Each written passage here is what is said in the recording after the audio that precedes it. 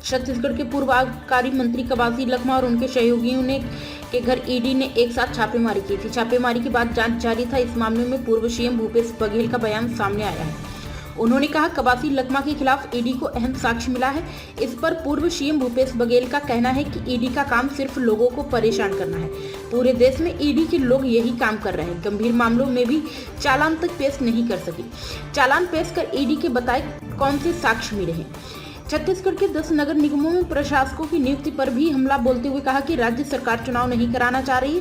सरकार चुनाव कराने से डर रही, संविधान को नहीं मानती। बहुमत के बल पर चुनाव आगे बढ़ाने का कृत्य सरकार ने किया है। नव वर्ष के आप सबको बधाई, शुभकामना। और नए साल में इस सरकार ने युवाओं के साथ जो छल किया है बेहद गंभीर है। करीब 2897 सहायक शिक्षकों को इस सरकार ने निकाल बाहर किया जो परमानेंट थे। ये कोई दैनिक वेतन भोगी या संविदा भर्ती के नहीं थे, बल्कि इनकी नियुक्ति पूरी प्रक्रिया अपना के की गई थी।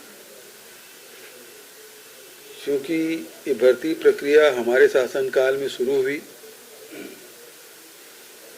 और उस समय चूंकि न्यायालय में प्रकरण विचाराधीन था,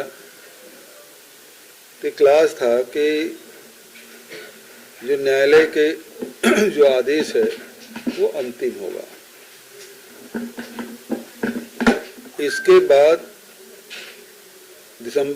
पिछले दिसंबर के बाद सरकार बदली और उसमें 2 भर्तियां पहले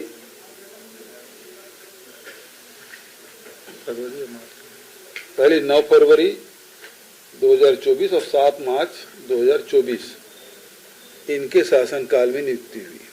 2 नियुक्ति हमारे शासनकाल में, 2 नियुक्ति इनके शासनकाल में।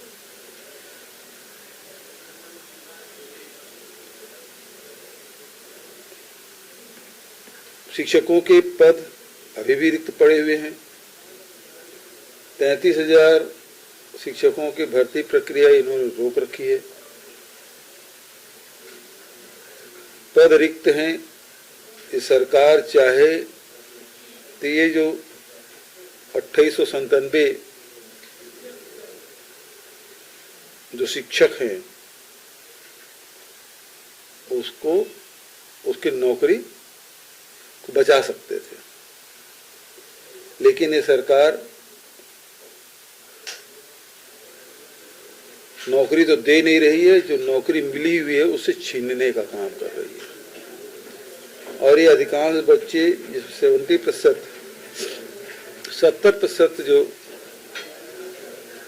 शिक्षक हैं वो आदिवासी अंचलों से आते हैं, खासकर बस्तर और सरगुजा से। ये अनुसूचित जनजाति के ही शिक्षक हैं। एक आदिवासी मुख्यमंत्री आदिवासियों को नौकरी तो दे नहीं पा रहे हैं, उनकी नौकरी, मिली हुई नौकरी को छीनने का काम कर रहे हैं। अभी कल बच्चे मेरे पास आए थे मिलने। उन्होंने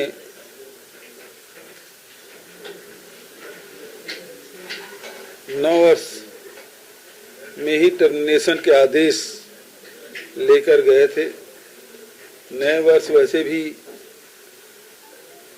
एक दूसरे को बधाई देने को होता है, शुभकामनाएं देने को होता है, लेकिन इन बच्चों के साथ तो इनका जीवन ही अंधकारपूर्ण कर दिया गया है।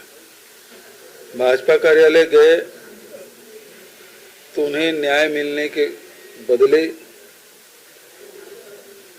उन्हें जेल भेज दिया गया। 30 बच्चे अभी भी जेल में हैं। उसी प्रकार से पुलिस भर्ती में गड़बड़ियां हुई, हर रेंज में भर्ती हुई। राजनांदगांव रेंज में गड़बड़ी उजागर हुआ। अनिल भास्कर क्या नाम है, भास्कर ही ना,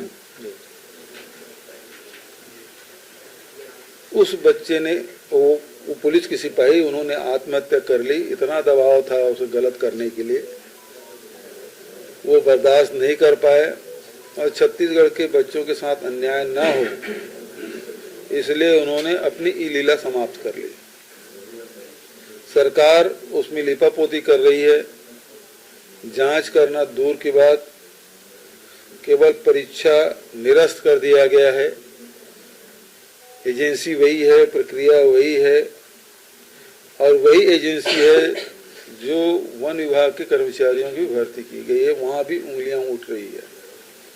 ये जो पारदर्शी सरकार होने का ढोंग कर रही है और बड़े बड़े होर्डिंग लगा कर रखे हैं, ये केवल धोखा है। जिस प्रकार से होर्डिंग लगा है 3100 रुपया एकमुश्त भुगतान किसानों के लिए, ये भी किसानों के साथ धोखा है। 18 लाख आवास, ये भी एक धोखा है। और जो भर्ती प्रक्रिया है उसमें निष्पक्षता होने के जो विज्ञापन के बोर्ड लगे हुए हैं, वो भी एक धोखा है। और मिली हुई नौकरी को छीनने का काम अकेले हिंदुस्तान में ये सरकार कर रही है। नौकरी मिलती नहीं, मिल गई उसे छीनने का काम और दोषारोपण कर रहे हैं कि हमारे शासनकाल में। भाई तुम्हारे शासनकाल में तो हुआ। न्यायालय ने बार बार पूछा कि इनको रखा जा सकता है, आप क्या करने वाले हैं, लेकिन एजी चुप्पी साध ली। इसका मतलब एजी मतलब सरकार के प्रतिनिधि। सरकार अभी भी चाहे तो इन 2897 बच्चों की नौकरी सुरक्षित रखी जा सकती है। ये